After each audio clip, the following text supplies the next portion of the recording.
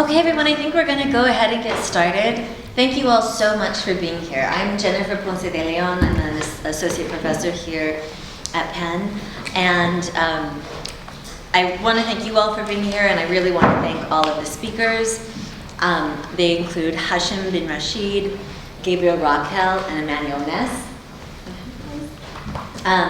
I'm going to speak first, and then Hashim, then Manny, and then Gabriel.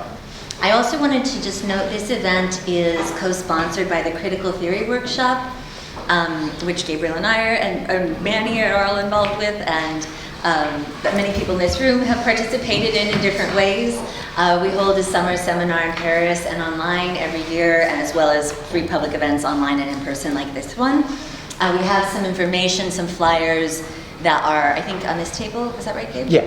Flyers over here about our summer program, as well as about the fall fundraiser that we're running, if you want to check them out. And we also have copies of Western Marxism here for sale for $30? Yeah. Yeah, for $30. So you can get all the materials after the event. So I'm going to go ahead and start, and then I'll pass it on to the fellow speakers. One of the reasons why I'm very happy to be celebrating this publication of this book is that I'm glad Anglophone readers will have access to analyses that have been incredibly eye-opening for me. This book, like Losurdo's other work, has aided enormously the self-critique of my own scholarship, and it has also helped me to understand underlying presumptions of theoretical discourses that had been predominant in the academic fields I was educated in and work in. It brings much needed clarity regarding the widely divergent politics among theoretical discourses that are generally understood to be leftist and even specifically Marxist. At base, what is at stake is whether or not intellectuals understand imperialism and how we approach the analysis of people's struggles against imperialism. Those stakes couldn't be higher. This should be obvious as we watch US imperialism fund and defend the genocide in Gaza, or attempt yet again to overthrow the government of Venezuela and starve its people, as it has done for decades to the people of Cuba. Seeing this barbarism while enjoying a comfortable life in the heart of empire has fomented my own skepticism about faddish theories whose claims to fame hinge on the dismissal of or total obliviousness towards analyses of imperialism developed through world historic struggles against it, as well as the history of these struggles themselves. Here I am specifically concerned about Marxist praxis, although it certainly doesn't exhaust the category of anti-imperialist praxis denigrated by Western intellectuals. Losurdo's work elucidates the centrality of the struggle against imperialism and colonialism to the global Marxist tradition. Through his work, we see how many of the most decisive class struggles of modern history, and particularly the 20th and 21st centuries, have taken the form of battles between imperialism and anti-colonialism. Because of this, national liberation struggles in the global South have been protagonists in the fight against imperialism and efforts to construct socialism, and struggles for national sovereignty against colonial and neo-colonial domination have gone hand in hand with efforts at socialist development. Losurdo's work demonstrates why historical and dialectical materialism continues to be a powerful tool to both understand and guide this process. It is precisely these key aspects of Marxism that are thrown aside by the thinkers Losurdo critiques in Western Marxism. Now, it is important to clarify what he means by this term, as the ideological tendency he calls Western Marxism does not refer strictly to geography and is not limited to self-described Marxists. It refers rather to an ideological orientation, one that readily denigrates concrete efforts to construct socialism, particularly by socialist states, when these do not live up to intellectual standard of theoretical or moral purity. It also therefore names a type of intellectual practice in which theory is detached from collective efforts to build the power of the working class. I'm going to describe some of the key tropes Losurdo identifies within this ideological tendency. These are found in myriad other contemporary theoretical discourses, both self-declared as Marxist and not, beyond those Losurdo identifies. And indeed, as I note, Losurdo's own critique extends itself beyond self-declared Marxists to include liberals who are nonetheless billed as radical thinkers. Now, crucially, Losurdo elucidates the objective social forces that have produced this ideology in imperialist countries, as well as among strata in the periphery who inspire to imperialist rewards. In short, it is grounded in the political economy of imperialism. We can understand this by looking to Lenin's indictment of chauvinism among the labor aristocracy that exists in imperialist states. Lenin argued that the imperialist extraction of monopolist super profits from peripheral societies had created a stratum among the working class of imperialist countries that enjoy higher wages and better living conditions, resulting in their identification with the interests of their own national bourgeoisies over and against those of their fellow proletarians in other countries. The ideological tendencies that Losurdo identifies in this book, all of which express chauvinism on the part of Western intellectuals, as well as a profound misunderstanding of the effects of imperialism in the global South, are ultimately rooted in the class position rooted in these intellectuals' class position within the imperialist core and the global labor aristocracy. Now, populism is a key feature of Western theorizing that Losurdo critiques. And for Losurdo, like Lenin, the term's meaning differs from its use in contemporary political theory. Lenin identified populism as an ideological position that celebrates the moral excellence of those who are oppressed and bereft of power without scientifically identifying the means to struggle against this oppression. Populists are generally skeptical of, if not explicitly opposed to, organization through political parties, as well as efforts to exercise state power. For them, this inexorably leads to new forms of oppression that besmirch the moral excellence of the downtrodden. Identifying populism as a petty bourgeois ideology, Lenin noted that it also is characterized by a disregard for the class position of the intelligentsia, which fosters the belief that the intelligentsia is capable of dragging history along another course by the force of their ideas alone. Losurdo points out the irony that populist ideologies lead intellectuals to only side with the oppressed only as long as they are losing. He recalls that this is the same position Hegel criticized of Christians who, in order to accomplish their obligation to serve the poor, needed the institution of poverty to persist indefinitely. Rebellionism is another major leitmotif Losurdo identifies in Western theory, and it is one that I see across much of cultural theory today. It consists in celebrating insurgency and revolt for their own sake, without sufficient analysis of their context or political orientation. Many theorists exalt the figure of the rebel, whom they present as anti-dogmatic and morally superior to those denigrated as authoritarian, state-centric socialists and party intellectuals. This libertarian orientation, which segues in key way with liberal ideology, amounts to an uncritical embrace of the figure in revolt, which is often simply a projection of theorists' own self-image qua petty bourgeois rebels. As Antonio Gramsci noted, rebellionism can lead itself to distinct and even opposed political projects, and the history of dissident politics clearly demonstrates this point, since right-wing and even fascist dissidents promoted by imperialist NGOs and governmental agencies like the CIA are indeed rebels who oppose socialist states. Now, Losurdo notes that those theorists who do appear to propose some kind of alternative to the extant order often traffic in magical thinking and a belief in the most suspect forms of idealist utopian salvation. And this reflects the influence of Judeo-Christian ideologies and their messianism in particular. It is manifested in the tendency to project a vision of the future as totally other than what currently exists. It is said that such a future cannot be arrived at through the telluric path of extant institutions. Rather, it must break with all of these and arrive on the scene more or less miraculously. And finally, many Western theorists fail to understand the life or death struggle for development that is faced by nation states that have been subject to colonial, semi-colonial, or neo-colonial domination.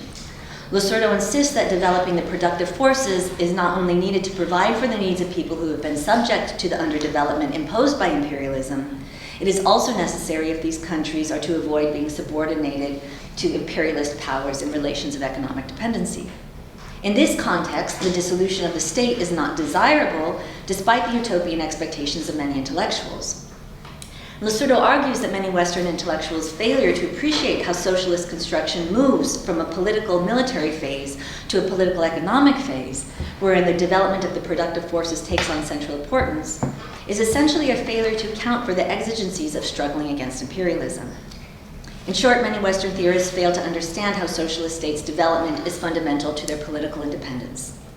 This tendency is clearly evident in many Western academics' readiness to condemn socialist states entirely for the contradictions their development produces, while ignoring the stakes of this development in the context of imperialism's aggressions.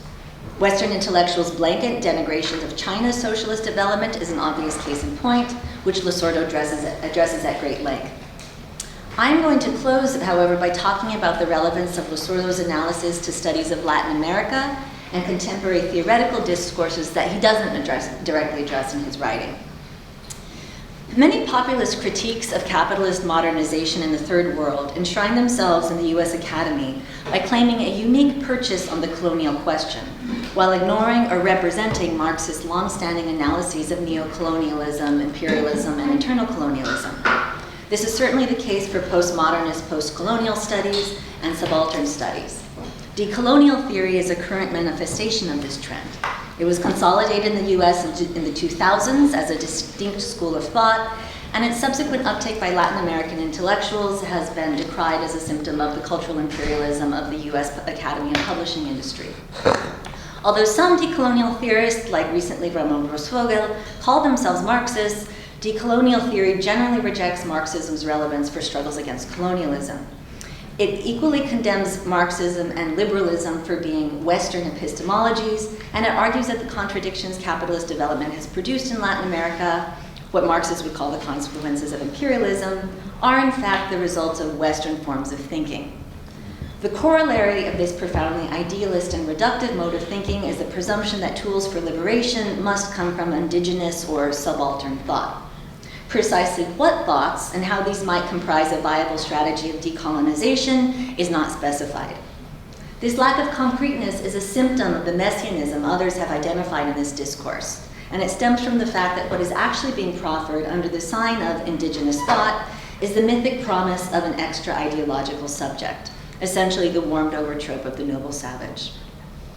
Decolonial theory is one example of a broader populist tendency in Western theorizing that equates modernization with modernity, that equates modernization and modernity with colonial structures, and rejects the principles of both in the name of defending colonized peoples.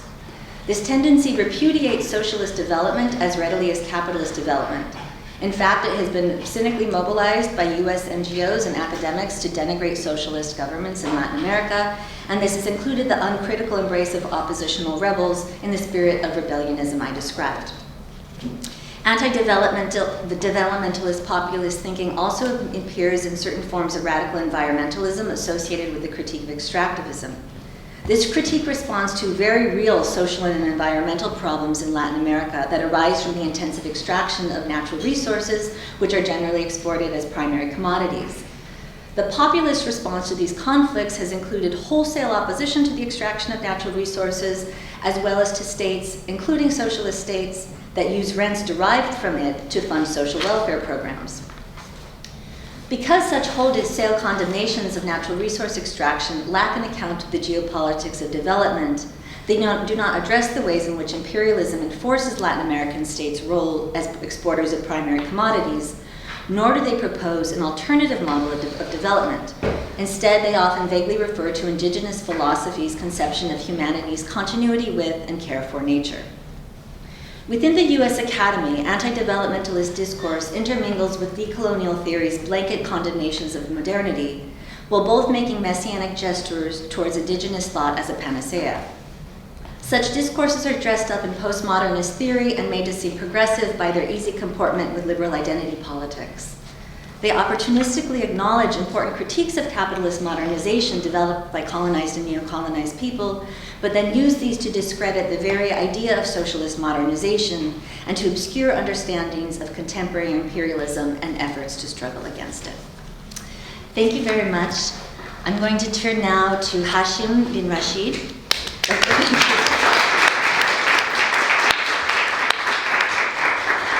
Thank you.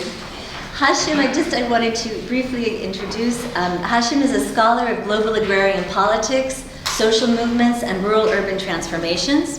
His current book project, The Agrarian Question in West Punjab, investigates how agrarian change in North India in the colonial and post-colonial periods has shaped agrarian movements. And he is faculty here at Penn in the Department of Sociology.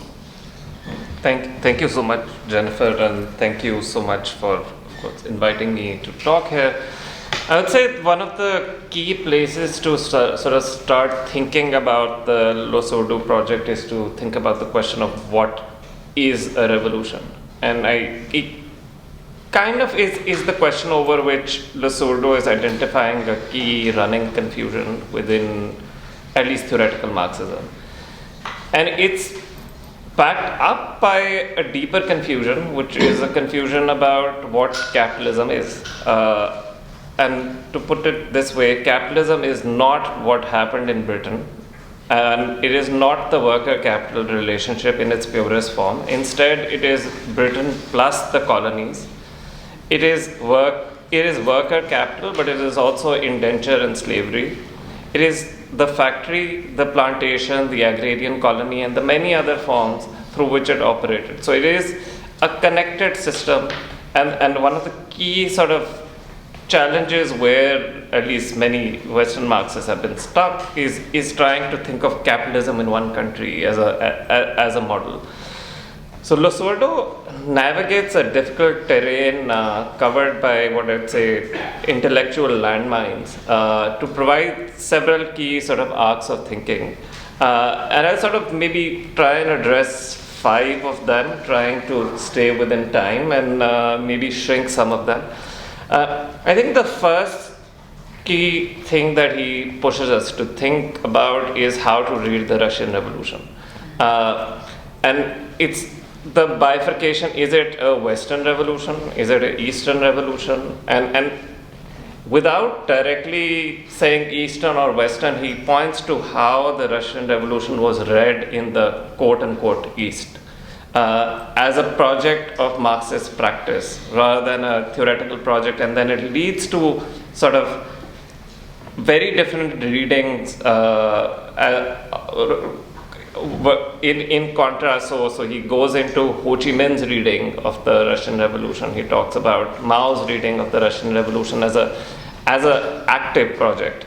This kind of leads to the sort of second arc, which sort of defines the Eastern versus Western Marxists, where the Western Marxists are the intellectuals and Eastern Marxists are the ones who either want power or are in power. So one of the tendencies he identifies in Western Marxism is Western Marxism must defend itself against Eastern barbarism.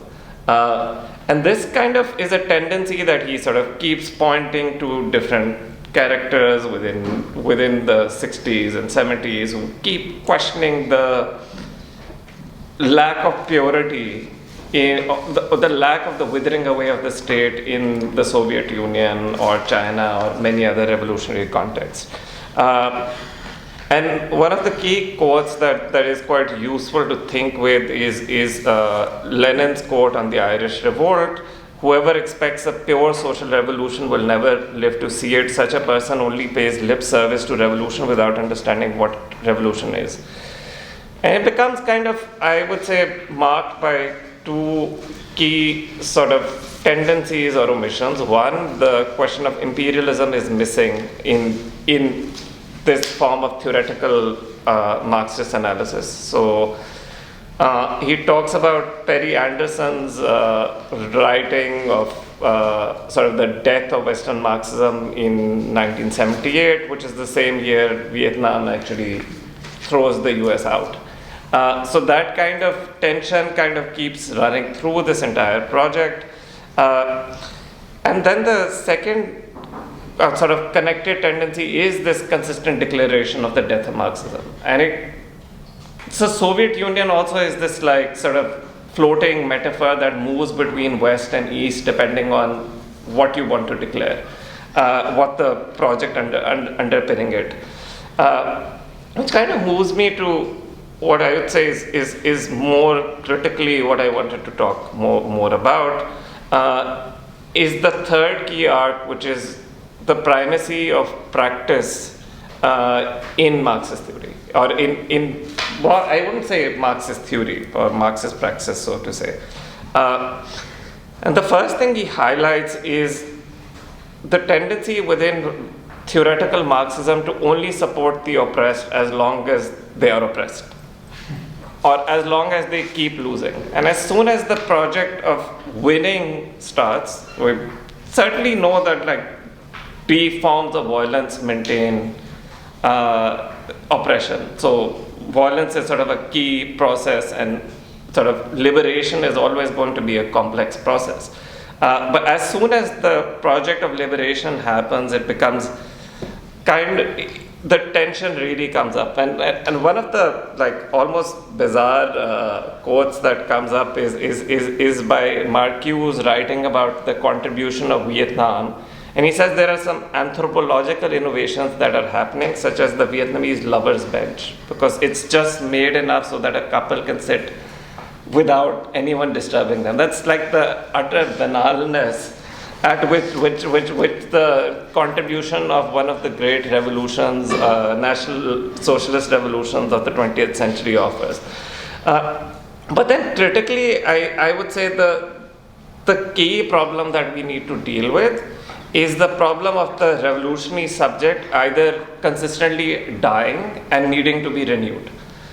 This is a tendency that sort of draws from this like romanticization of class poverty. So a worker must be already pre-programmed into a particular pure revolutionary project. And if it is not, and if the project does not happen, then the worker as a category is dead.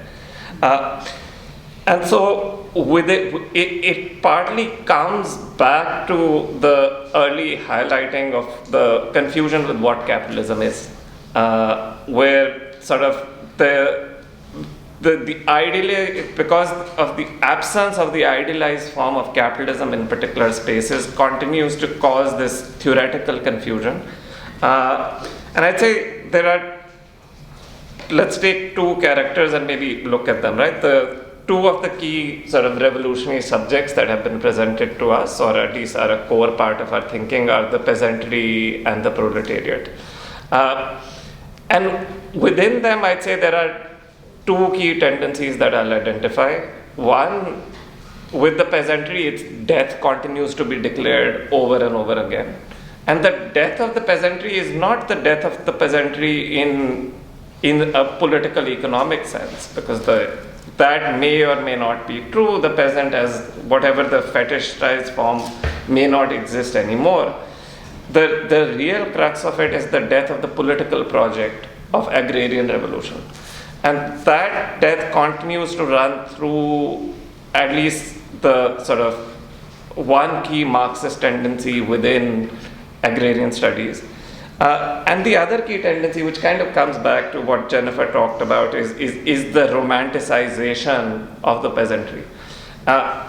And the book that's useful to talk about is really like James Scott's Moral Economy of the Peasant, written about the Vietnamese peasantry, published in 1976 again, which studies the anti-colonial, like the Vietnamese peasant struggles in the colonial period, and takes communism out of it and presents it as a moral economy question. And it's almost gone unquestioned as this like reading of like peasant economies across the field. And then then the second part, of course, becomes subaltern studies, right? Which is, it also takes the politics out, the engagement with concrete projects of state transformation and sort of anti-imperialism out of the project, and pushes through a fairly romantic view of sort of characters that exist outside the state, that exist outside capitalism, that when they resist, they kind of don't even know what their full consciousness is.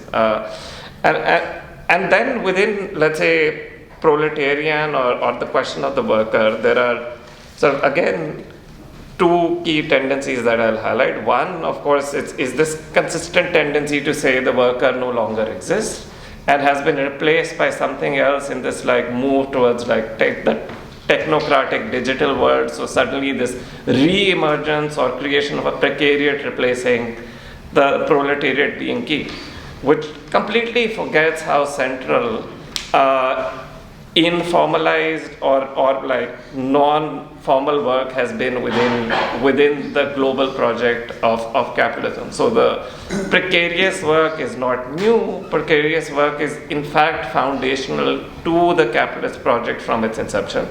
And two, maybe an easier one to dismiss, but in The Birth of Biopolitics, Foucault says the worker has now been replaced by the entrepreneurial subject because of a particular fetishized reading of Europe and America in the post-industrial world, right?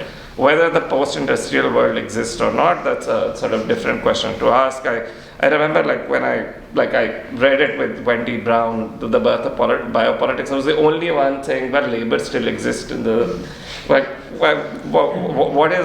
how do you create this entrepreneurial subject? But it really resonates with doctoral students who kind of see themselves as a entrepreneurial subject.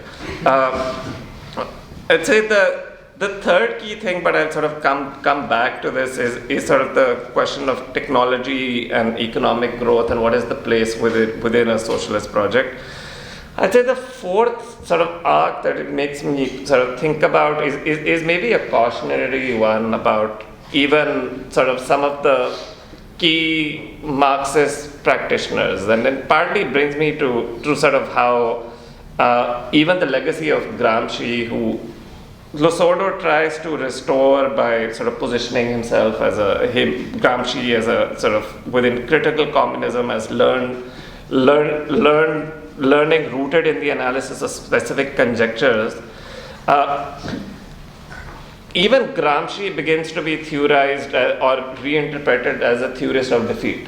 So concepts like subalternity or passive revolution end up becoming these sort of fetishizations of either subjects who exist outside history and outside politics, or when politics happens, it inevitably ends up in a passive revolution where the elites kind of take over and there's a project of restoration.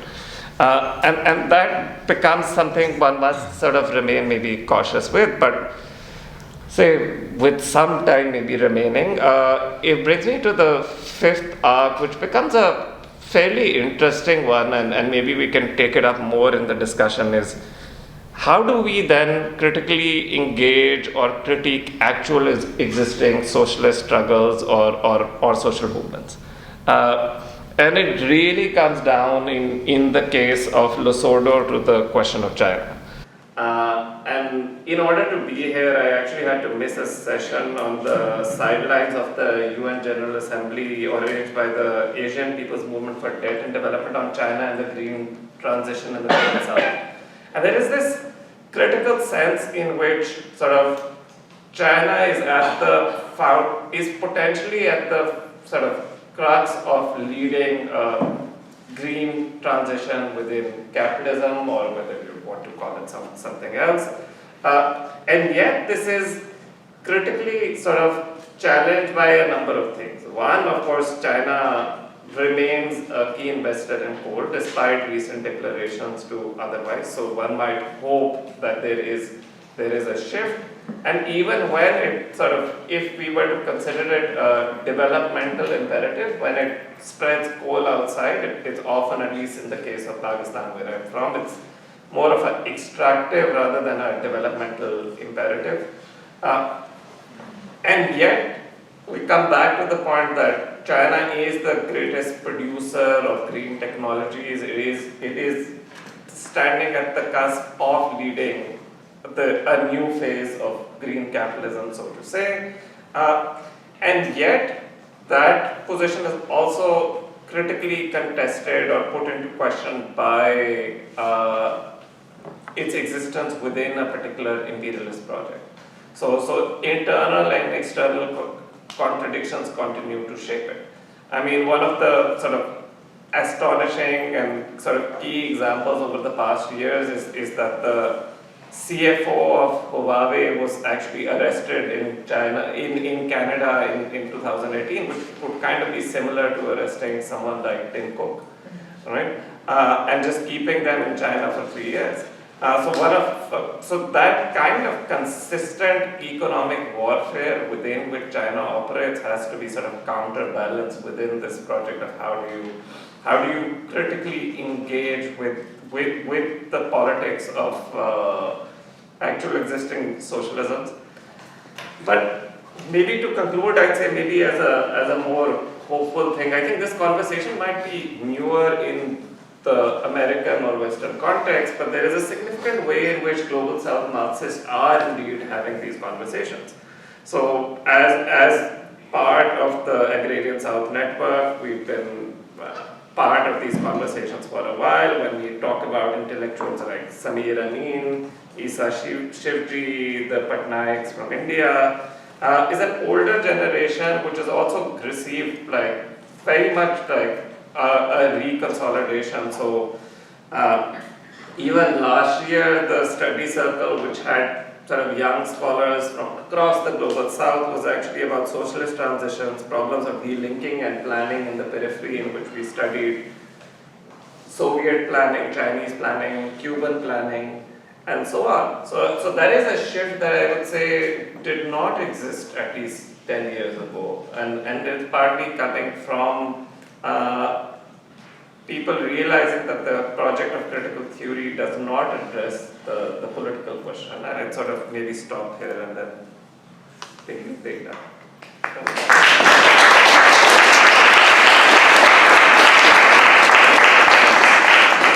Thank you so much. Next we'll have Dr. Immanuel Ness. Dr. Ness is the author of many books, including most recently Migration as Economic Imperialism. He has also co-edited many very important collections, including Sanctions as War, Anti-Imperialist Perspectives on American Geoeconomic Strategy. He is editor-in-chief of the Journal of Labor and Society, and he is professor of political science at Brooklyn College, CUNY, and visiting professor of sociology at the University of Johannesburg. Thank you very much, Jennifer. We can use first names, right? Yeah. I first want to thank both Gabriel and Jennifer for giving us this gift, a book that we've been waiting for such a long time, and kind of confirms everything that one can, for me, actually, I believe in, but not only believe in, that I know. So I'm trying to, I want to thank you for putting together such an important book and actually having it translated, and the introduction is fabulous. And I have many things to say, and it would take a couple of hours to go through them, and I have until 15 after. That clock actually doesn't work. Oh, okay. So, Okay, so I have, about 15 minutes. so I have until 6. No, 5. Until 5 to 4. 5, or yeah, 5 to 4. It's now good. Okay. It's a world clock, so okay. So I want to start with saying that this book feels, obviously it is, written today. You know, when I was reading the book, I was thinking, well, this is today. I'm reading a book that was written today. Domenico Losurdo died in 2018, suddenly, of pancreatic cancer. And yet, at the same time, I'm reading probably the most important book that was written today. And so I urge you to buy several copies and give them to your friends. So I'm not selling the book, but I just want to say that. So when we think of Western Marxism, Domenico Losurdo is a very important scholar in the sense that he actually has thought through each of these ideas from a material perspective. He's had a lifelong commitment to Marxism, but not just the discourse of Marxism, but the practice of Marxism as well. Within the parties that he was a member of, as you point out in the introduction and so forth, and beyond. So what is Western Marxism? Okay, so there, in my view, it is an idea, really, and not necessarily a place. So for instance, we can have Western Marxists in South Asia or East Asia or Africa, and I come across them all the time and get angry and organize it. So I think we should have to think of it as an idea that has been kind of taken over the entire discourse of Marxism to a great extent. And I'll say why. I'm going to just talk to you a bit. Because, well, Domenico Losurdo will tell you, but I have had experiences myself that, you know, you enter the university as a student and you're an anti-imperialist, non-Western Marxist who believes in socialism and actually existing socialism. And then by the time you earn your PhD, you're basically a Western Marxist. You're turned into a Western Marxist. And that's the only way you can get a job in some respects. And so, but I just want to say that very clearly. And yet, at the same time, the book goes through, I don't want to repeat what was said earlier, a litany of scholarship that takes place, I guess I'm going to periodize it, from 1925 to 1980, and to 1980 to the present, or to 1990, and then to 1990 to the present. But 1980, I'm really thinking of the end of the Vietnam War, where you did have Sartre, who actually opposed the Vietnam War and acted on that. So there were some Western Marxists that had some conscience. Now, of course, that could be debated in terms of his work. So I think the point is amongst Western Marxists, and this is also articulated by by Gabriel and Jen, like who's the most radical person in the room? Who is going to put forward the most fancy argument that is the most radical? And in some respects, I see Western Marxism as trying to engage in this kind of discussion. But obviously, you know, at its inception in the 1920s, 30s, and beyond, with the Frankfurt School and the French School, that Western Marxism is not really Marxism.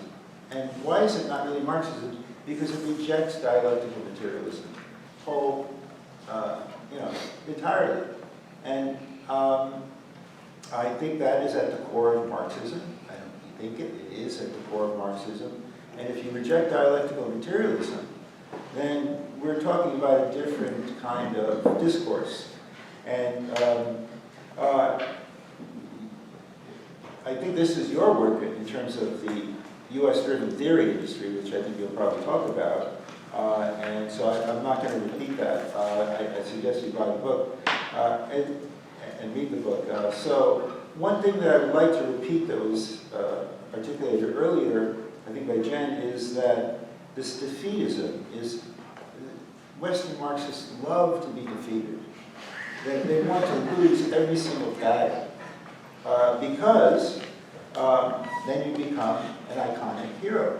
So get assassinated and you become a hero. Actually, that's probably true in any kind of field. But once you take power, well, then we can start criticizing.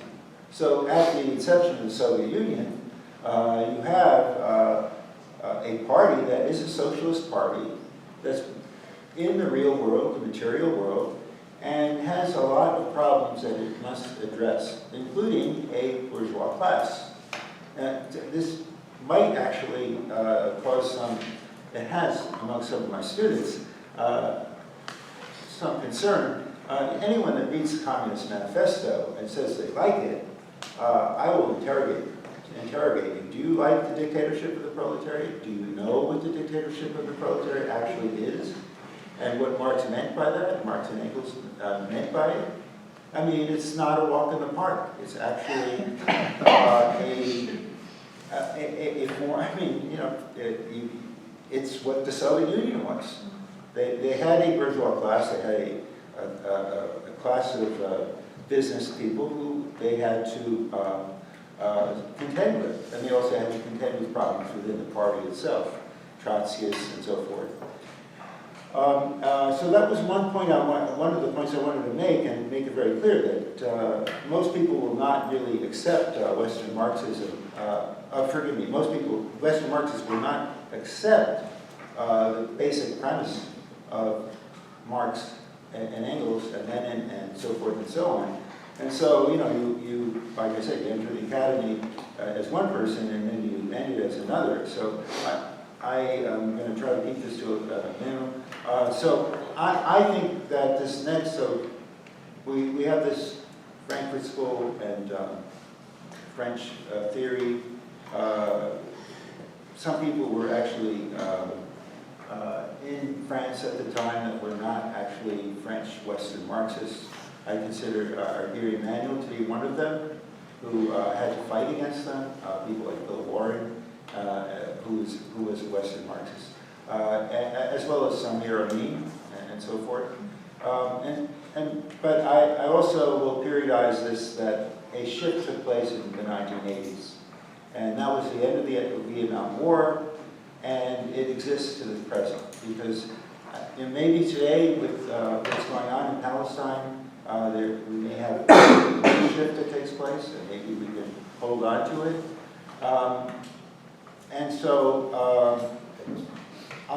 basically, it has fragmented the left to a great degree, and is what I refer to as not Western Marxism. I call it first world Marxism, because that's actually what it is.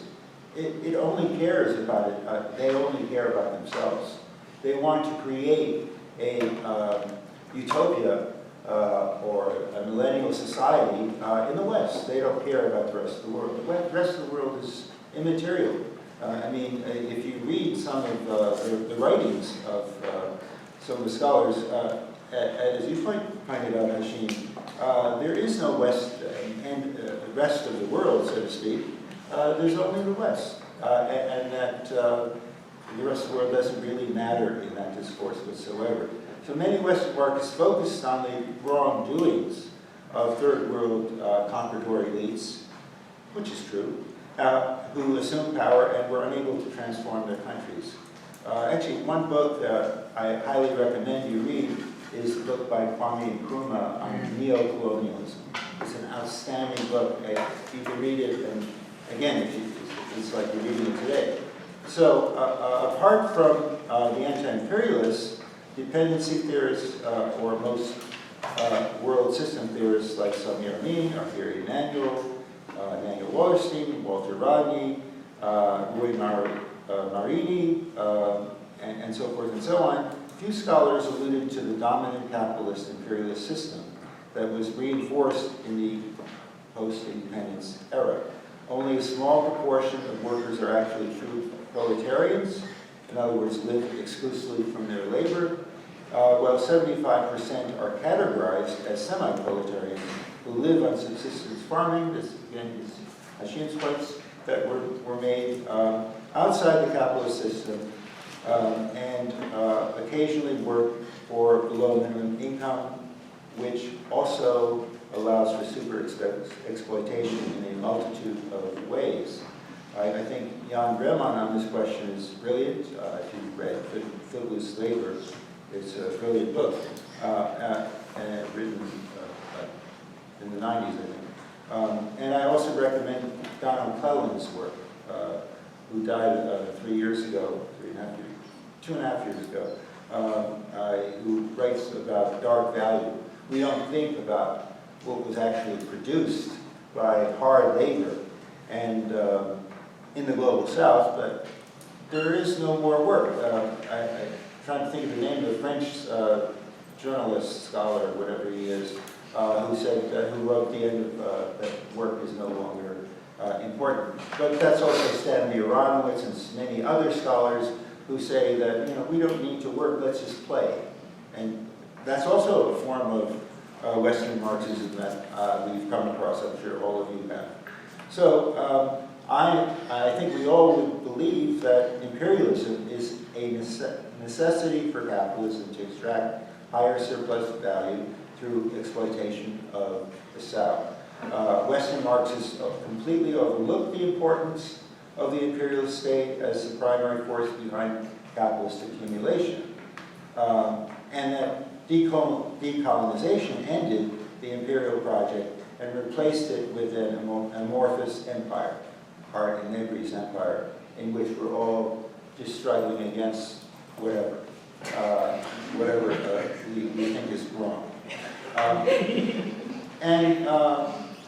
Samir Amin sees the global spread of capitalism as dependent on imperialism and the extraction of surplus labor. As I pointed out earlier, I will name names like Hart and Negri, David Harvey, especially Gilbert Achcar, William I. Robinson, Ken Moody, and many, many others who take the position that workers in the first world are living the same lives as workers in the third world, if I may. And I think that's a huge mistake, and it really distorts the reality. And I'll speak to a couple of points that were raised by Jennifer on the aristocracy of labor. And I wanted to point out that this is, as you pointed out in Lenin's quotations and so forth, brilliant analysis of the labor aristocracy in several of his works. But this is not a new idea. And I can actually articulate it without reading this, but I'll read it anyway. So the development of a privileged working class was advanced by Friedrich Engels, as well as Marx, as early as 1887. I think that's the year that we can say there's an actual book that extracts the essence of the aristocracy of labor, the labor aristocracy. And it is in a preface to the 1887 edition of the 1844 work, The Condition of the English Working, the Condition of the Working Class in England. And he writes, let me just quote quickly, their condition has remarkably improved since 1848. There can be no doubt, and the best proof of this is in the fact that for more than 15 years, and we're talking about 1887, not only have their employers been with them, but they with their employers, upon exceedingly good terms. Sounds like the United States to me. They form an aristocracy among the working classes. They have succeeded in forcing for themselves a relatively comfortable position, and they accept it as final. Engels, Friedrich Engels, writes this in 1887. And I really love people who counter their earlier works and say, I was wrong earlier on, and let me correct my earlier works. I saw it differently. One thought, if I may interject, who would ever think, and this may be a mind, whatever, for you, and who would ever think that I would praise, and Losurdo would praise Deng Xiaoping, who was a great enemy. You know, he's the revisionist that we all hate, right? There's that binary between Mao and Deng Xiaoping, which was created, in which you're a Maoist and you hate China. And now we have Deng Xiaoping, who, if you actually read his writings, and I've started to read them, there's 3 volumes, if you'd like them, and they're available online, that he actually was a communist. He believed very strongly in the development of technology and the means of production. By the way, Mao did as well. And that was the, you can actually give a historical trajectory from 1949 and even before then to the present, and see that there isn't a binary between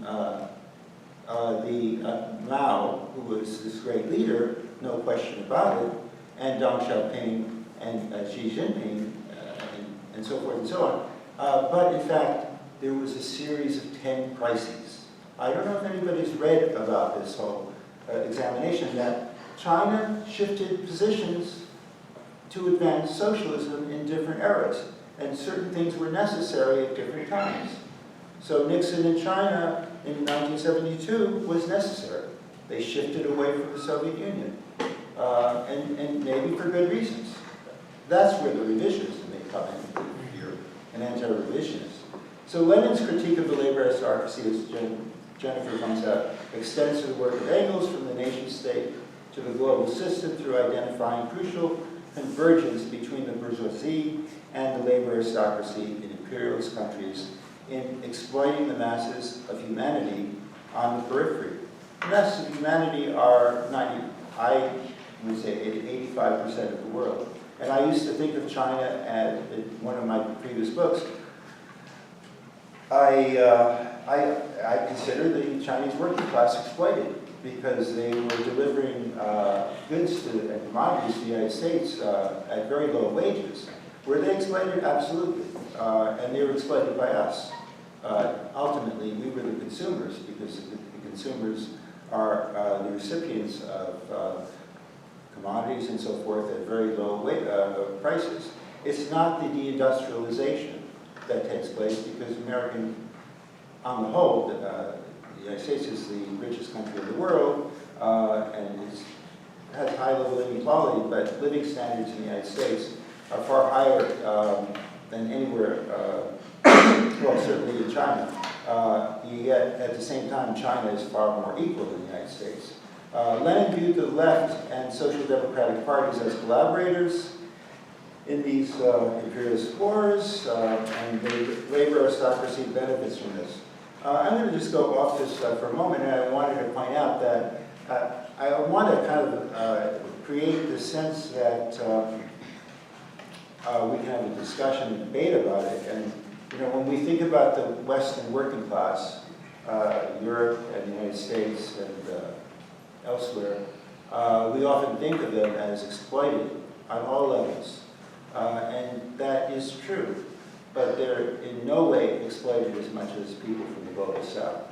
Even the poorest worker in the West is better than the working class of the global South. And I say this as a consequence of ethnographic work and data that you can examine from certainly Africa, South Asia, Latin America, Central America, etc.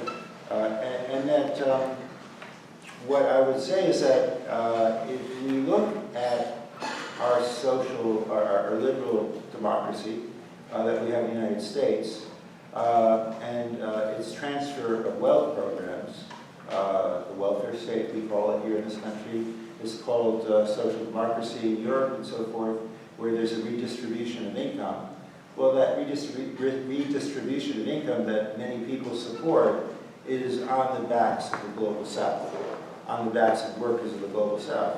I mean, just think of the pensions that have been, or the retirement age that has been cut to 62 years. You have to retire at 62. It used to be 60, I think, in France. You know, the French imperial state is losing some of its power. And it takes place at the same time as the emergence of an opposition in the Sahel region of Africa, where France is losing a significant share of its influence. I think that may translate into economic influence. And this actually, I'm not going to take this work as myself. I have gone over time, but I'll just say that thank you very much for bringing this book to us, and thank you for that introduction, and it's a great book, and thank you for everything.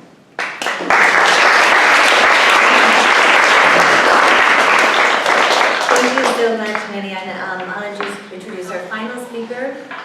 Dr. Gabriel Rockhill is the founding director of the Critical Theory Workshop, and he's professor of philosophy and associate director of the Cultural Studies program at Villanova University.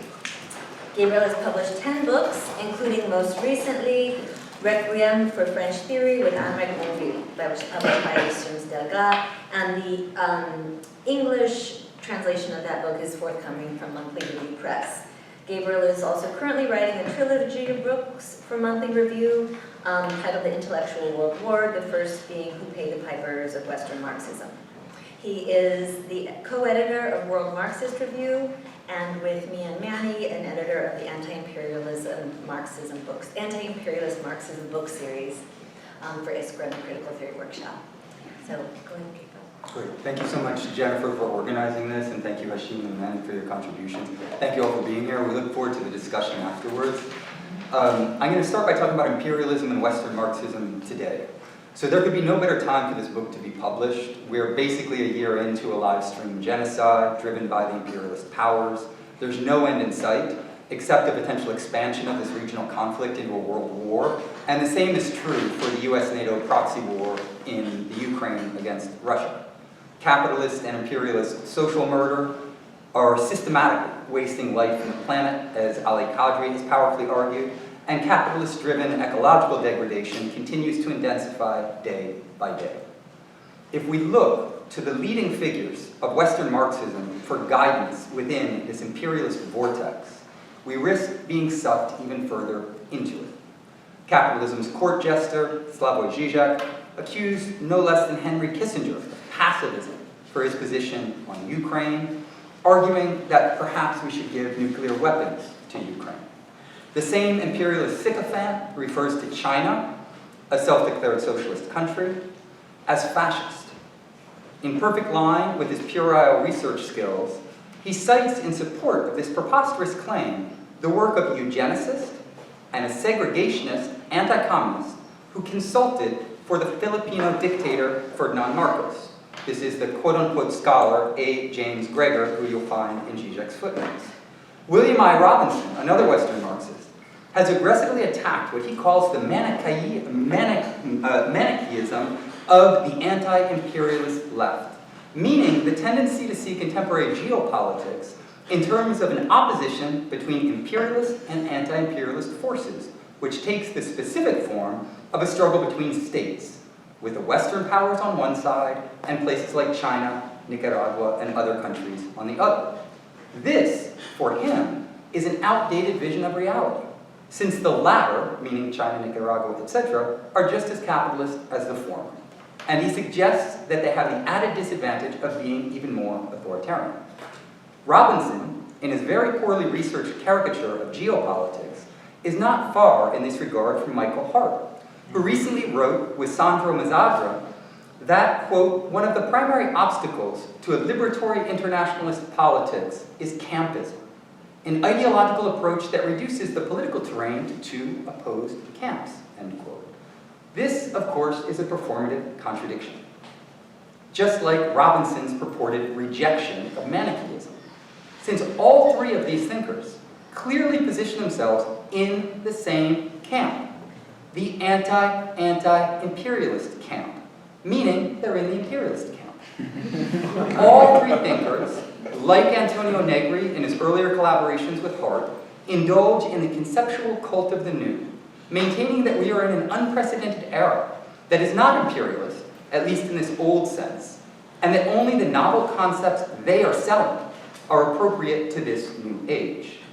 One of the principal problems with Western Marxists, as well as the Western left intelligentsia more generally, because ultimately Losurdo's book is not just about Marxists per se, it's about the Western left, or the imperial, quote-unquote, left intelligentsia. One of its principal problems is that they do not ultimately understand imperialism, nor do they understand the struggle to overcome it. This, however, makes perfect sense the moment that we situate their work within global relations of production, and more specifically, the international relations of intellectual production. Although this point sometimes remains more implicit than explicit in Losurdo's text, it is fundamental to the underlying framework of it, and it allows us to understand where Losurdo is coming from. Therefore, the next part of my presentation is entitled Political Economy of Knowledge. So as historical materialists, it is essential to recognize that intellectual production does not occur in a vacuum, nor is it simply the result of supposed great minds of individual thinkers like Žižek, Robinson, Hart, Negri, etc. On the contrary, ideas are produced within very specific material relations. In their case, and that of the Western Marxists more generally, we are dealing with the intellectual labor aristocracy. This expression refers to that group of scholars situated at the summit of an international intellectual labor pyramid insofar as they are well-paid thinkers at premier institutions in the imperial core.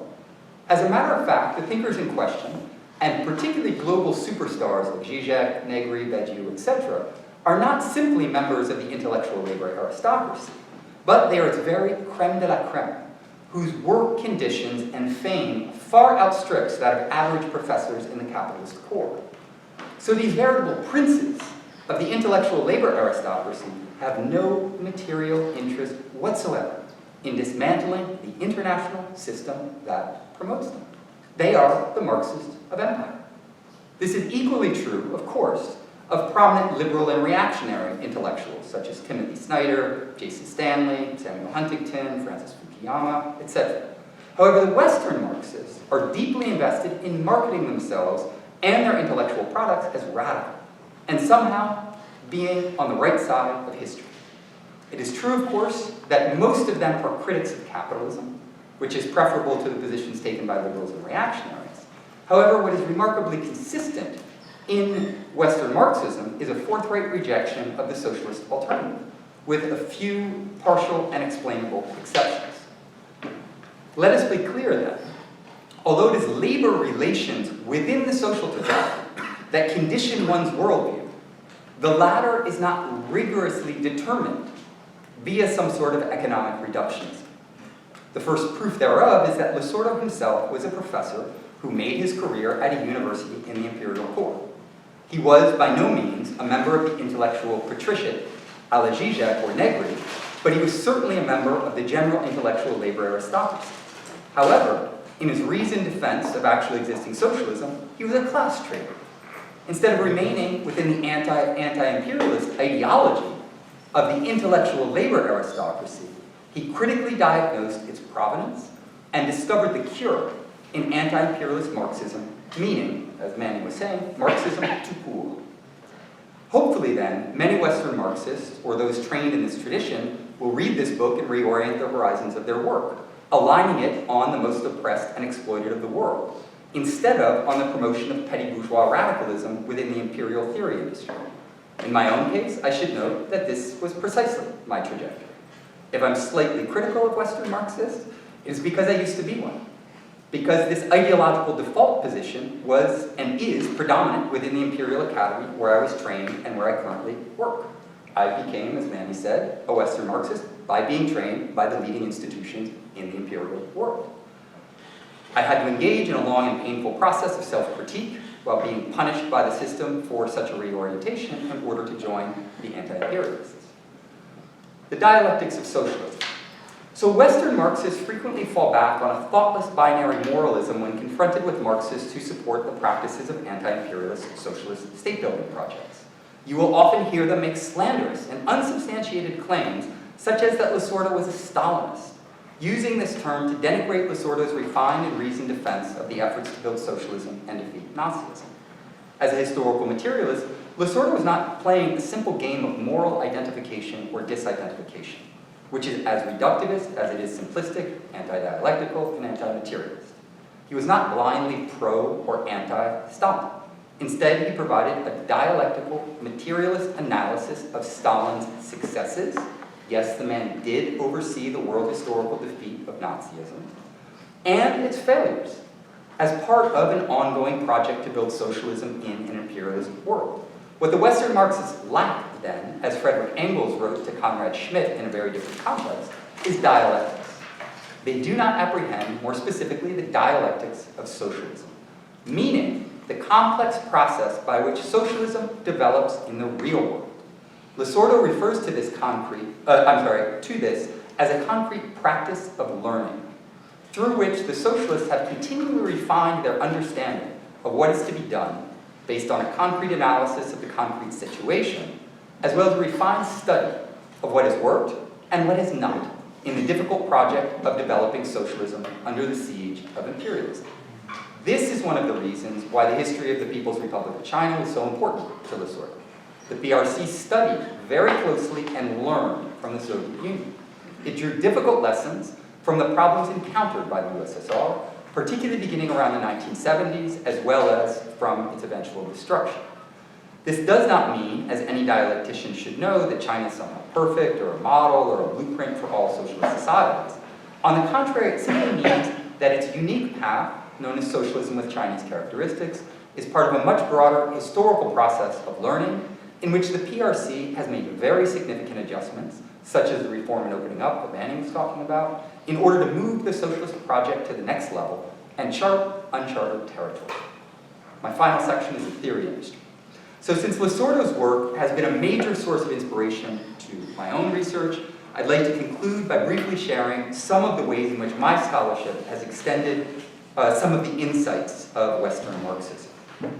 So what my current research project proposes is a political economy of knowledge production, circulation, and consumption that focuses specifically on the theory industry that is developed in the imperial core. Western Marxism is one of the products of the imperial theory industry. So is French theory, as well as so many of the transcendent radical theories of the Imperial Academy, including post-colonial and decolonial theory that Jennifer mentioned, liberal queer theory, Afro-pessimism, and many, many others. Rather than understanding intellectual production as the result of the free thought of individual thinkers or a purported marketplace of ideas, I mine down into the material economic forces driving and conditioning the intellectual world. I therefore center, like Losurdo, imperialism. It is within this framework that the existence of an imperial superstructure comes into view. Now, if we take the case of the leading imperialist power, the United States, then this superstructure consists in both the political legal apparatus of the bourgeois state and the cultural apparatus, the entire system of cultural production, circulation, and consumption. Western Marxism is little more than a product of the imperial superstructure. It's a very specific form of Marxism that has developed within this imperial cultural apparatus and has been promoted by it. This version of Marxism is a commodified form that has exchange value within the imperial, professional, managerial class strata, but little to no use value for the struggle against imperialism and for socialism. Western Marxism has not only been widely supported and promoted by the major industries of the capitalist cultural production, the universities, the publishing world, the art and cultural world, etc., but the capitalist ruling class and the bourgeois state have been directly involved in promoting it in various ways. I'll give two examples in the interest of space. The Frankfurt School, which is widely recognized as being one of the leading contributors to Western and cultural Marxism, to begin with. So it's important to know that during the wartime and immediate post-war exile of the Frankfurt School in the United States, the majority of the associates of the Institute for Social Research were not working as professors or researchers for the Institute.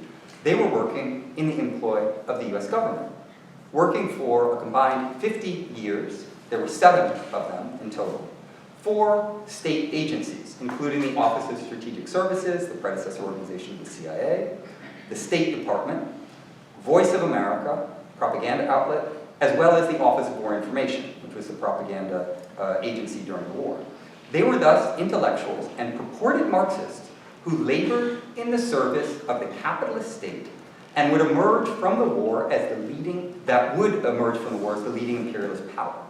They formed a veritable Washington school at the time, and their governmental work, their service to empire, was in many ways their career springboard, because it launched them into prestigious positions that none of them had prior to their governmental service at Harvard, Columbia, Berkeley, Stanford, and many other prestigious institutions. In other words, serving as the Washington School helped make the Frankfurt School into what is arguably the most internationally renowned school of Western Marxism.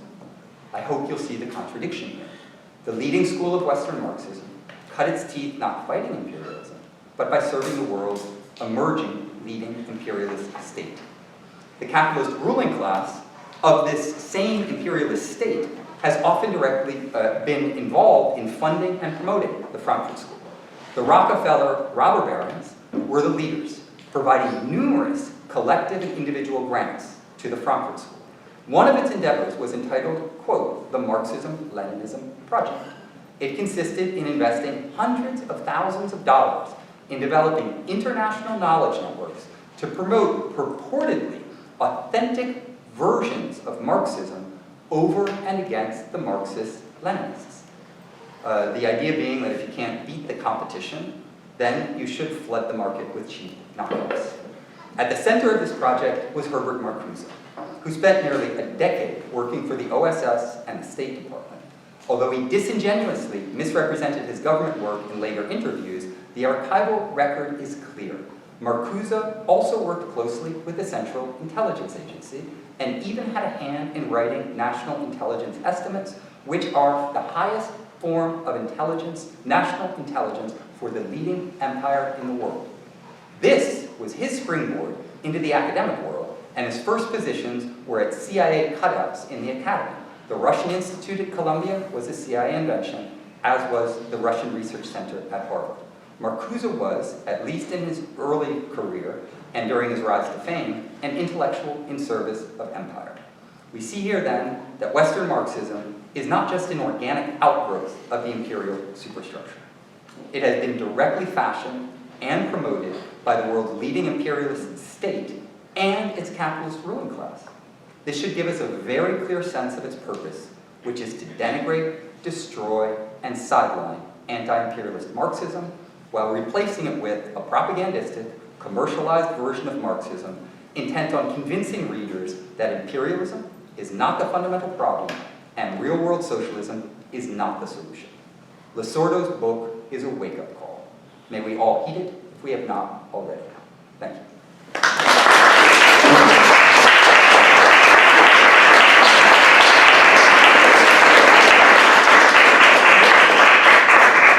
Thank you all so much. Now we have time to open it up for conversation, questions. We have about 40 minutes. So please, if you have any comments or questions, I would like to hear. I have a question for Ness and Gabriel.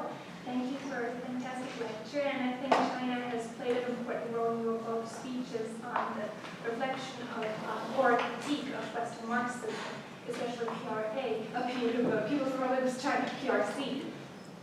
Yeah. And my understanding is that your understandings of China's relationship with Western Marxism is really complicated and comprehensive, and simply competent.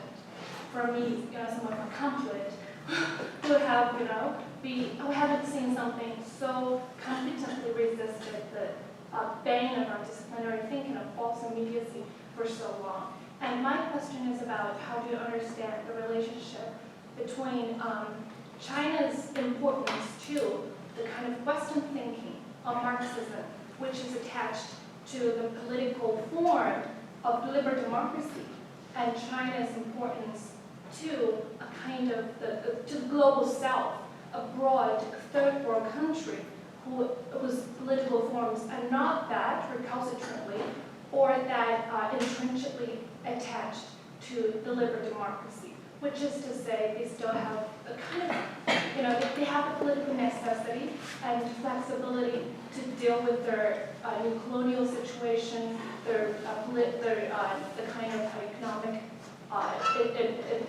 insecurity and imbalance in their country. So I'm asking about China's importance specifically to a kind of a deconstruction for Western thinking on the political system and for broadly a kind of global South, or the path in the old term, the third world thinking about the political reforms.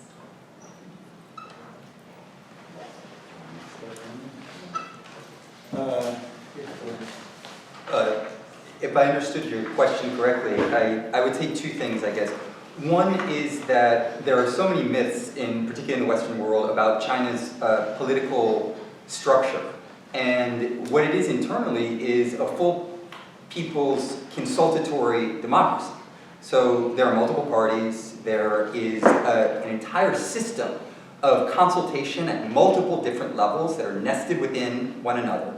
And so it's very far from the ways in which bourgeois democracies in the imperial core function, insofar as the bourgeois democracies in the imperial core are basically stripped down to an absolute minimum of having the right to vote for imperialist candidates every 4 or 5 years. In that regard, I think the West has a lot to learn from what a democracy looks like when the people are actually involved in and have some type of vested interest in that democratic process. The other thing that I'd say about your reference to the Global South is that I don't think the importance of China could be underestimated at this point in history for two reasons. One is the imperial powers with the neoliberal capitalist project running out of steam are revving the engine of empire like nobody's business. And we see it in the kind of cataclysmic risks of World War III that have been going on for the last few years. In this particular context, there's an enormous polarization between the imperial powers on the one hand and the emergence of a broad kind of anti-imperialist orientation, at least insofar as these can be capitalist countries. There is an attempt to break the stranglehold of US-driven imperialism. And in that regard, China represents an alternative model for both international development and national development. And this is extremely important if we're serious about fighting imperialism. Last thing that I'd say is a lot of purist Western Marxists will cry foul and criticize China, and I think there are valid, we were talking about this, there are valid criticisms of China. There are valid criticisms of China by Marxists within China. And that is all very important to the ongoing process of learning that Losurdo is talking about.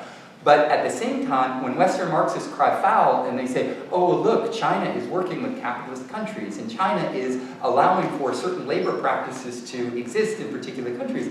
Now, in certain instances, those criticisms can be very valid, but I think they always have to take into account the strategic imperatives that China is faced with. And that is trying to develop a broad coalition against the strongest imperialist powers in the world. And in order to do that, you need to, after the collapse of the Soviet Union, or I should say the destruction of the Soviet Union and Soviet-style socialism, you need to work with other capitalist countries. You need to develop international frameworks for economics, politics, and other things that allow for the emergence of, you know, a multipolar world or alternatives to the dominant imperialist world. And so I don't think you should give a green light to China for, you know, everything it's doing, but you need to analyze this from a strategic point of view, from concrete politics, not from a utopian vision of what should be done in a world that doesn't exist. Thank you for that. I think your question was, had many components to it, so I was trying to think of, well, where would I start? You mentioned colonial. I didn't really know what you meant. Who was colonial? You mentioned economic insecurity. I can talk to that now that I process it. And I didn't understand what you meant by imbalance. But I'll start with the economic insecurity that exists in China. Is there economic insecurity in China? Yes, but of a different form than there is in the United States or the rest of the world. But even in the United States. And so, so from a political perspective, I would say that many people are very cynical about China and democracy. I consider China a form of democracy. And in fact, in some ways, a higher form of democracy than the United States is. I mean, who made up we all know who made up the idea of bourgeois liberal democracy. Many, people have done that. The framers of the Constitution, etc. And, there's also a form of democracy in China that goes down to the street level. By the street level, I'm talking about community level, but they call it street level. And so, they have deliberations on a very local level, which we don't have here. I mean, I'm just telling you, the kind of democracy that exists in China is different than the United States. But, okay, you'll be cynical about, people will be cynical about that, I'm going to say you. But let me just say one thing, because many people will say, well, okay, China is this totalitarian, authoritarian state. Not many people, everyone will say that. And we hear it every day in the news, you read the paper and so forth.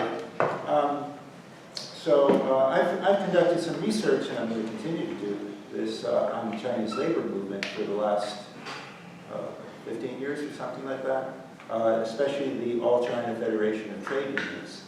And so here is a institution. It's the largest trade union movement in the world.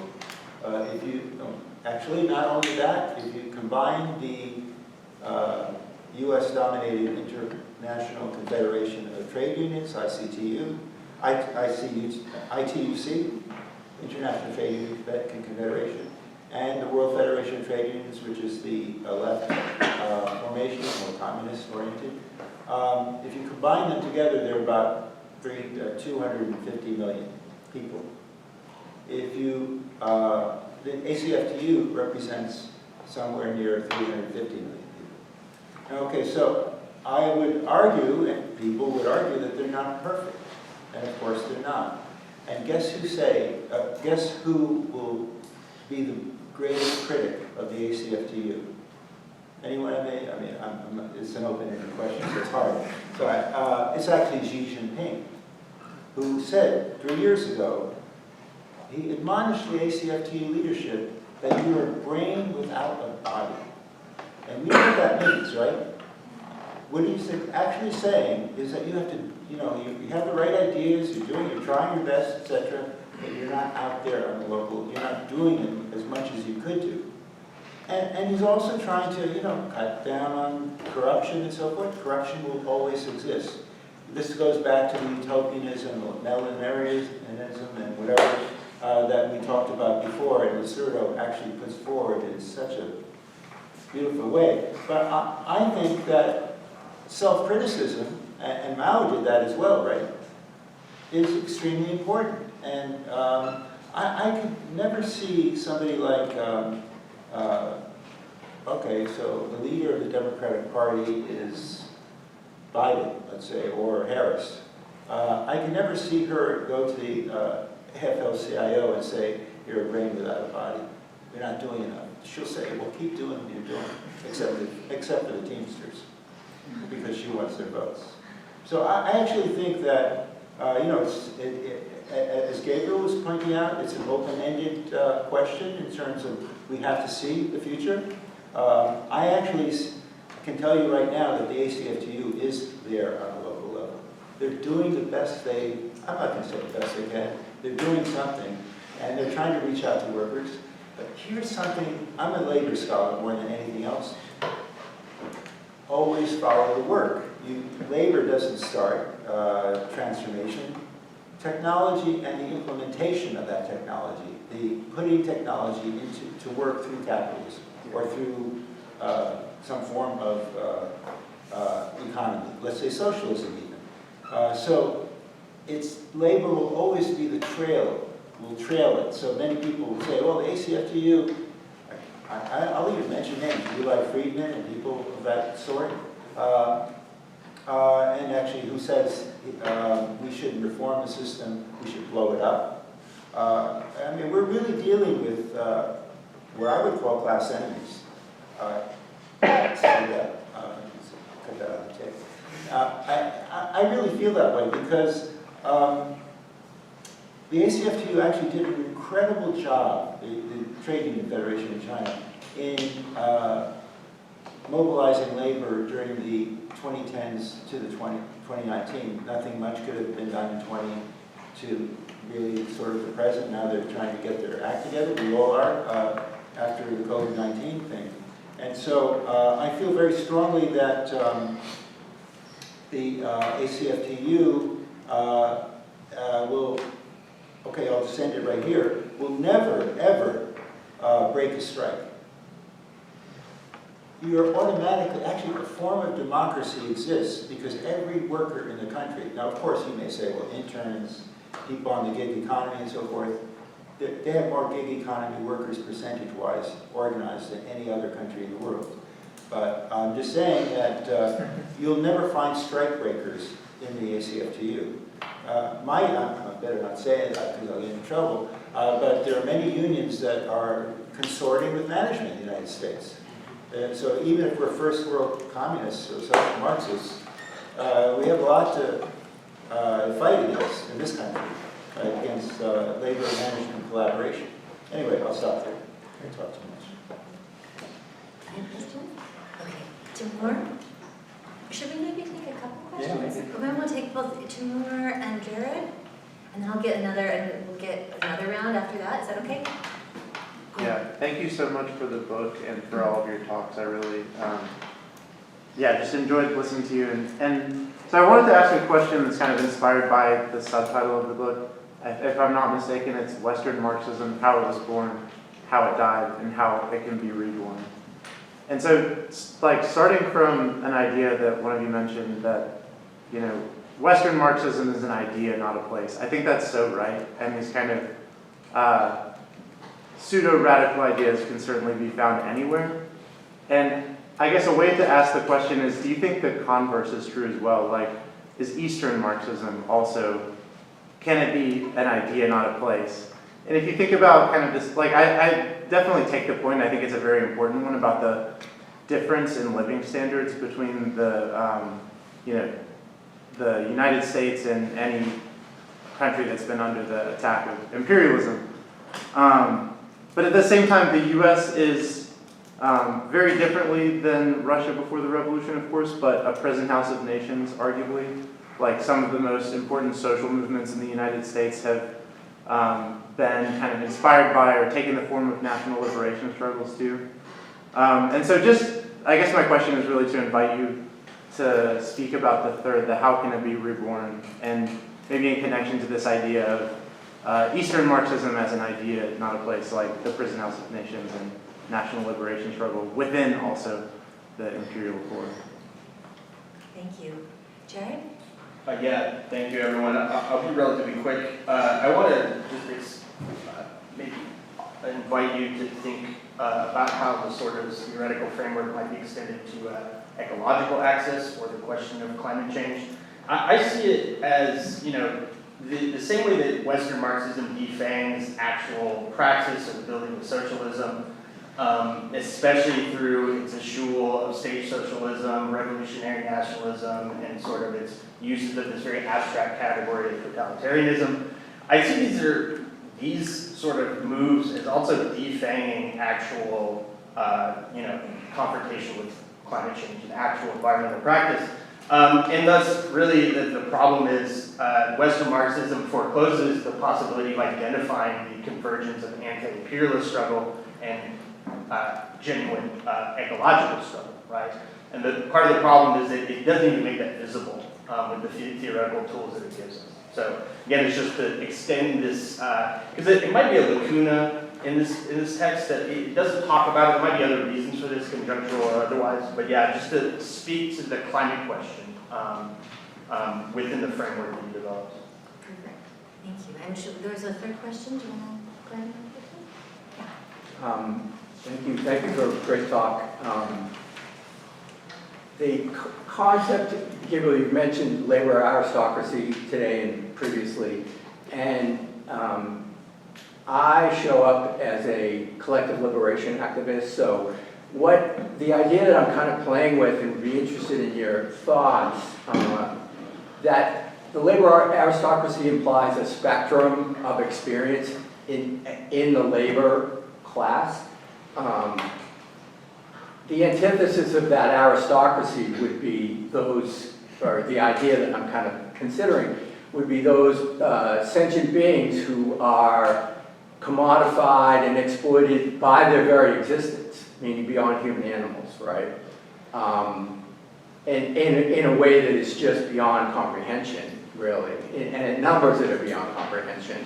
So I'm thinking this through, so I guess it's kind of a co-creating is what I'm looking for, because I'm trying to avoid, when this has come up in social media exchanges, it was in the context of identity politics, and I decidedly want to avoid that. I don't see that as being the place for this, but at the same time, I mean, it is super exploitation, scope, scale, and duration, the greatest suffering on the face of the earth. If I speak for a minute here, 3 million lives would have been extinguished per minute,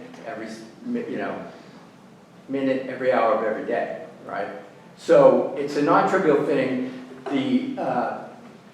Just briefly, and I'll wrap up. Overdetermination, single worst negative ecological impact, just to overdetermine the atrocity or recognizing the atrocity. So I guess would be interested in a conversation and consideration of how this, super exploited class of workers are considered on that spectrum. Great. When we can just, I think we should just all answer whatever we feel like. Sounds good. Anybody You want to start? Sure, I can go ahead and start. I think I wanted to speak to your question, Jared. I think it's an excellent question. I think that particularly the kind of the unreflective anti-statism of a lot of these discourses absolutely makes dealing with questions of climate change and ecological questions profoundly difficult, because these are a lot of things that actually have to be dealt with by states or even by multiple states. And I think that is the kind of, that unreflective anti-statism ends up pushing people back into these sort of forms of very individualistic climate activism that, the kind of things that in the US you're grown up with, like just individual consumerist type of things. And that ends up becoming the sort of, I think then people are pushed back to imagine things from that framework and try to scale them up. And it's not, I think, a very viable path. And it also means the kind of unreflective condemnation of socialist states, including for contradictions of their development, also means that people don't engage with the very real substantial policies of dealing with climate change that socialist states are undertaking. China, of course, most consequentially to the entire planet, but also like Cuba, for example. I mean, we wanted to bring Helen Yaffe, who's previously taught at the London School of Economics, now she's at Glasgow. She made a film on Cuba. Cuba's very progressive, multi-dimensional policies they're using to deal with climate change. She can't even come to the US because she can't get a visa. I mean, to even share this work about this, just to give, as just an example of this. So that, I think, is an excellent question. And as well, of course, when you bracket the question of imperialism, then you're not talking about the most consequential forms of climate change. If you're not talking about imperialist militarism, then how could you possibly be understanding the kind of the most consequential agents in terms of creating the ecological disaster, right? Like we all know what the Pentagon, like that, if you're not talking about that, then you're really not talking about major sources of this. And the other, I think your question, I just wanted to briefly note your question to more about Eastern Marxism being an idea, not a place, and also existing within the imperialist core. I think that's an excellent point. I'm actually teaching on Monday some texts by Mexican-American communists who were organizing in Texas in the 30s, and their ruminations on the kind of Mexican question, the national question for Mexicans living in the Southwest. And these were written also by people like Emma Tenayuca, who's a major labor organizer, and her partner Homer Brooks. They were part of the CPUSA. And one of the things that strikes me about that analysis is because that is so important, is because they are situating. They're talking about the kind of way that Mexicans were created into what they refer to as a kind of colonial labor force within the US. Ones that are subjected to particular forms of super exploitation, as well as particular forms of social oppression and disenfranchisement that, of course, enables that super exploitation. And that type of analysis, but they also are able to, in understanding that, and connect their condition, and they do so very explicitly, to that of African Americans and their super exploitation at other points, as well as to the super exploitation that imperialism visits on Latin Americans. So that to me is just it's great evidence of the utility of that type of analysis, also for connecting these different types of struggles and understanding like these kind of structures of racialization, racial oppression, and super exploitation that are, simultaneously and consecutively visited upon different people across the world. And that to me seems like one of the most important, tools that we get from this type of analysis. I'll maybe go. I'll try to maybe talk about the ecological question. It's clear that faced with a potential existential crisis, there is some form of significant attempt to shift to at least a less fossil fuel economy, potentially moving towards a green transition. And maybe it sort of gets back to the last part of like my talk, which is at this point, China stands to be the key country that leads a green transition. Now, the tricky problem is whether to deal with it from the position that Jennifer was critiquing, from this anti-status, anti-developmentalist position, which is often reflected in the degrowth kind of approach, or pushing towards something that a lot of us have been closer to, talking about a Green New Deal for the Global South. And of course, the critical problem here also is that it is entirely possible that a green industrial transition, or whatever it's going to look like, where it happens will be critical in shaping the future of capitalism, as long as we're able to actually achieve it. And therefore, the consistent tension between Europe, the US, and China around green technologies continues to remain in play. China is at the heart of, China is investing in the most solar globally, China is investing in the most wind globally, China is investing in the most hydro globally. And on the other side, sort of Europe and the US are trying to come up with their own investment plans, but they're not scaling up at that level. It's kind of operating at one country at a time with tricky instruments. So both of these do involve the debt as a key part of financing, which creates other sets of problems within the international financial architecture. So it may be that China is able to grow, but the developmental crisis of other global south nations may not be solved at the same time. But there's certainly something going on.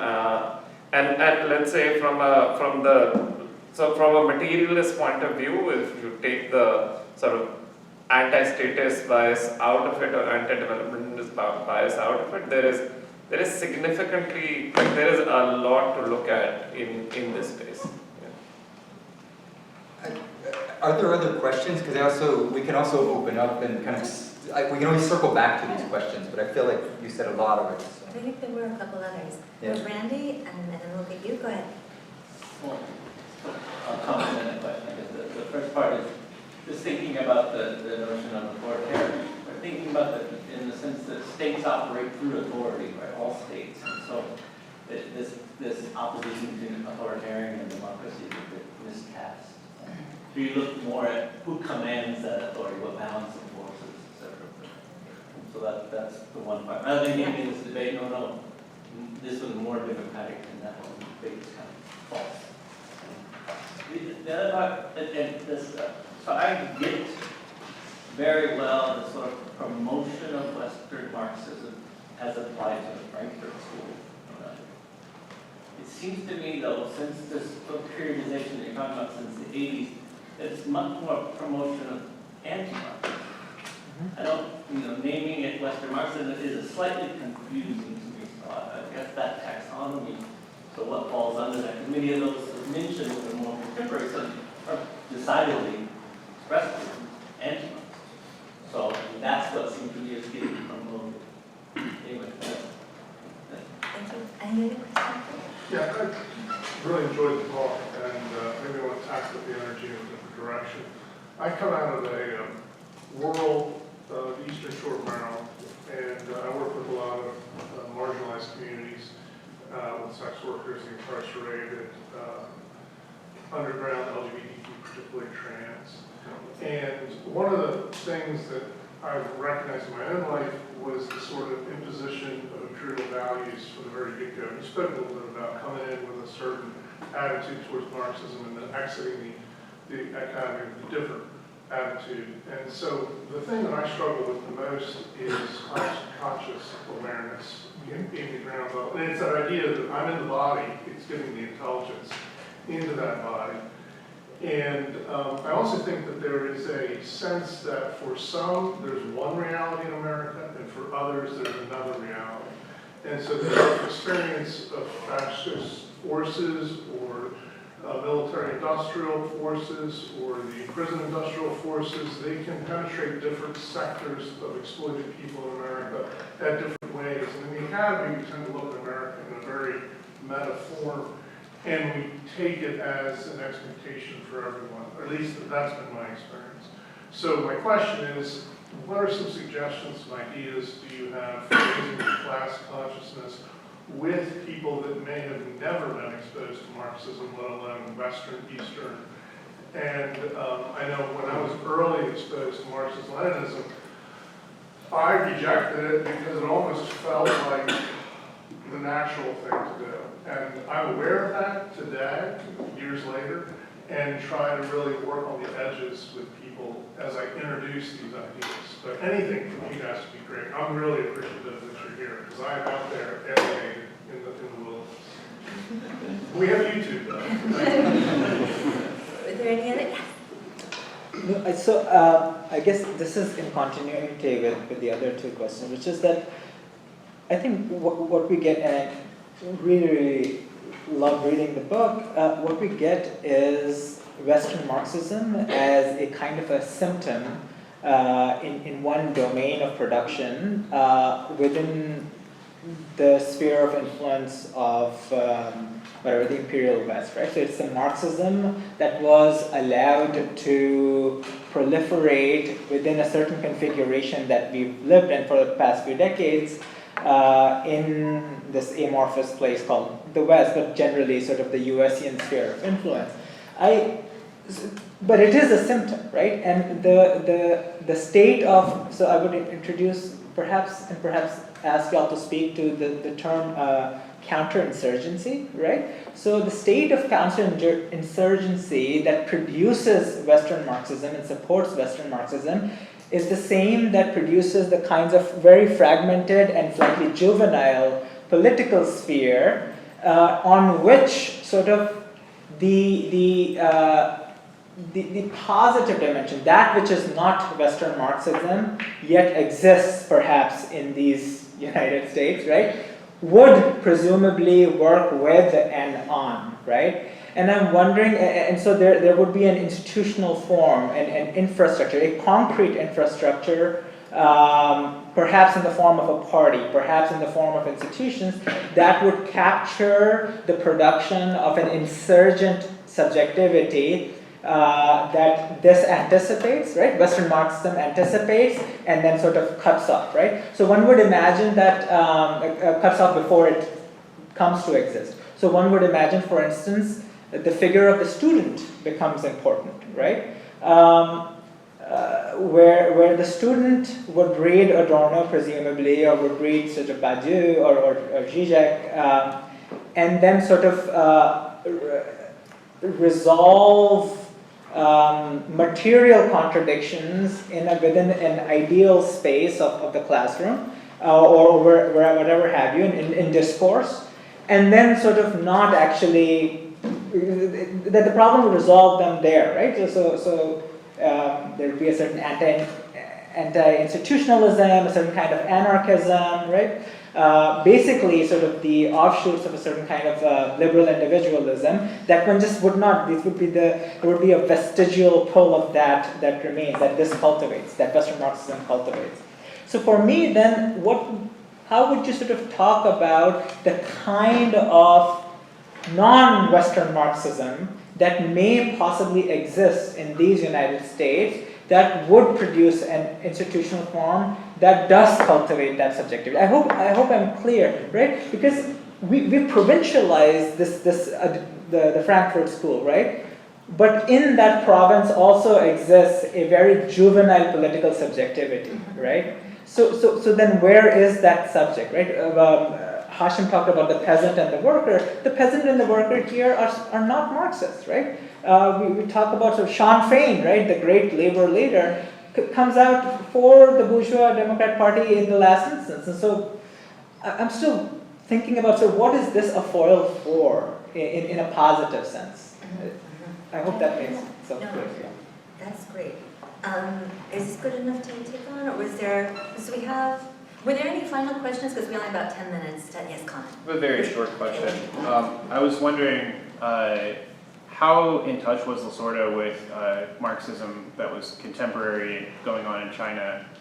Especially I was interested in the introduction there's a footnote that talks about Roland Bohr's article on the study of Western Marxism and foreign Marxist studies in China, and whether Losurdo was interacted with the critiques of Western Marxism going on in China at all in writing this and his thought. Okay.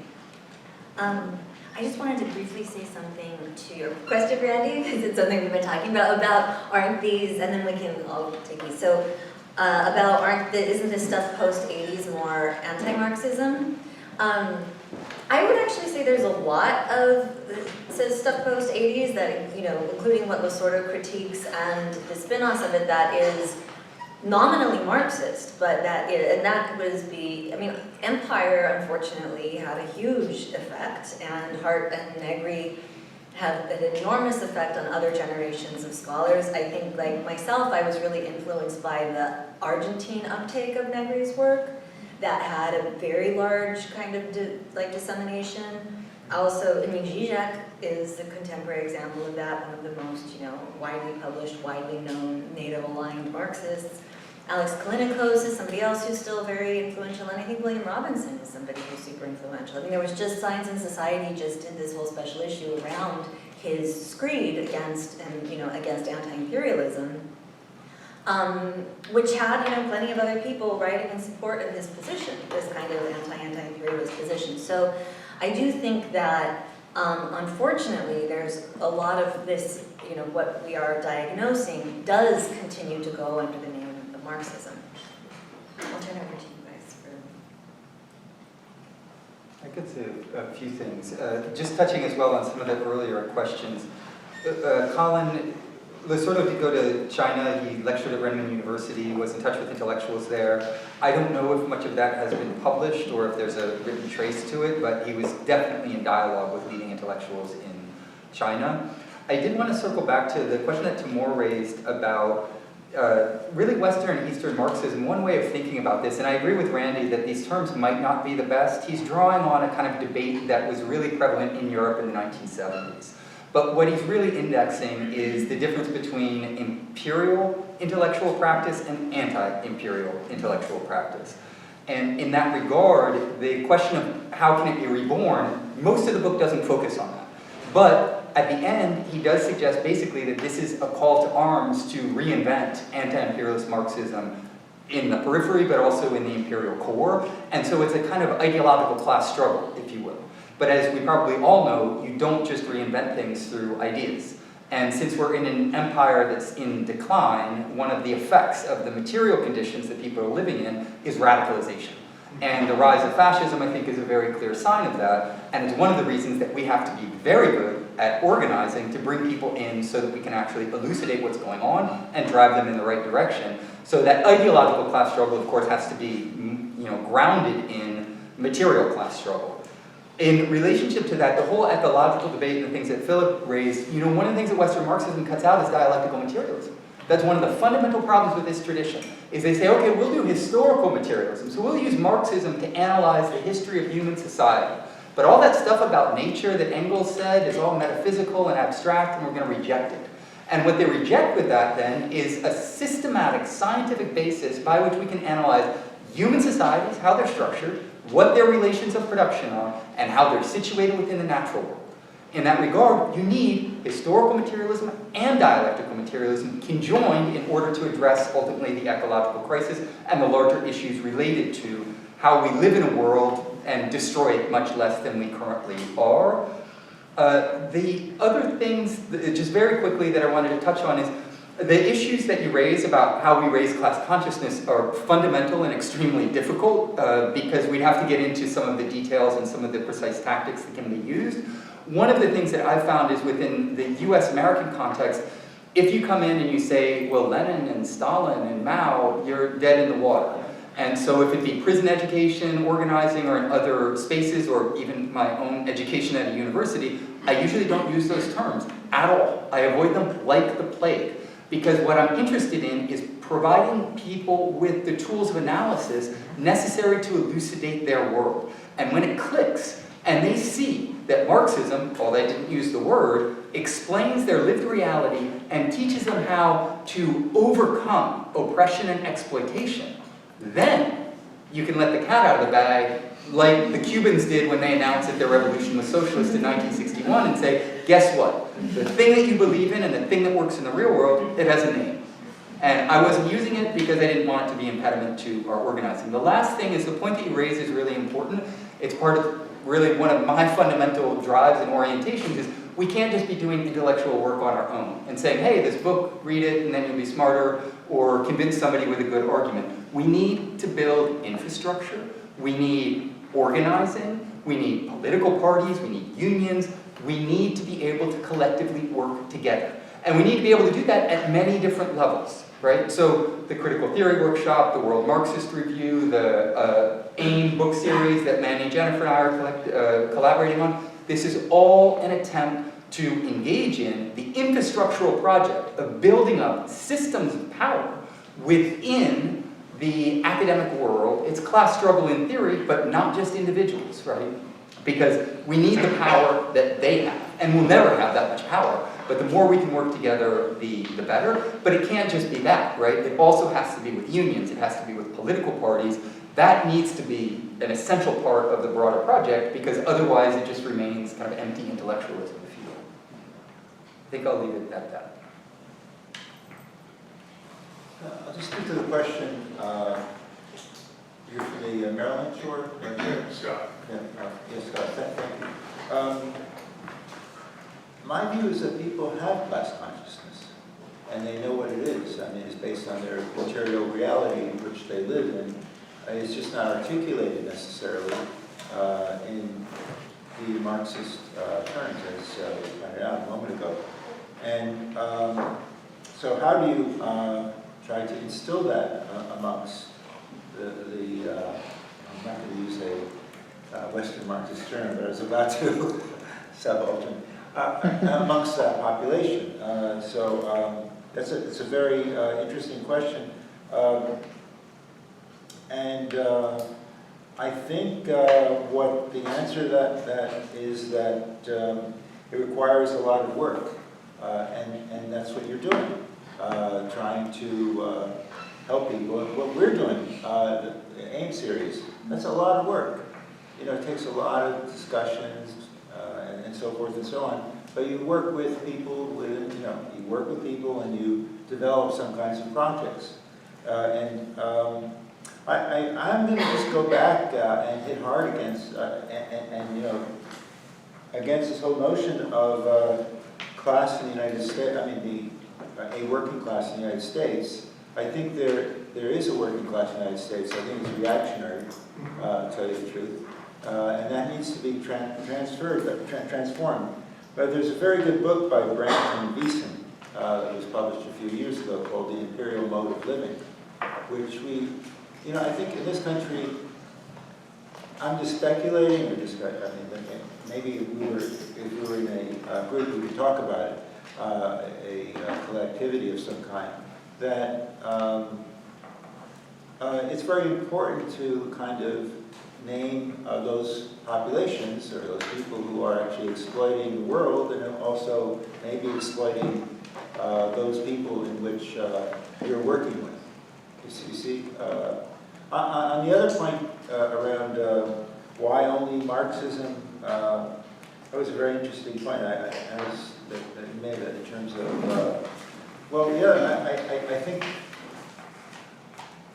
every institution has their Marxists, so to speak, or their Marxists that they have to have, but they're all Western Marxists. And so I also think that in some ways those Western Marxists are more less interested in class and so forth than people who are not in some respects. I just say that. I could talk to some of the other points. I think there's a very good article by Pedregal and Lukic on ecological and equal exchange that I would recommend and I can give to you. Unfortunately, we're out of time, but thank you all so much.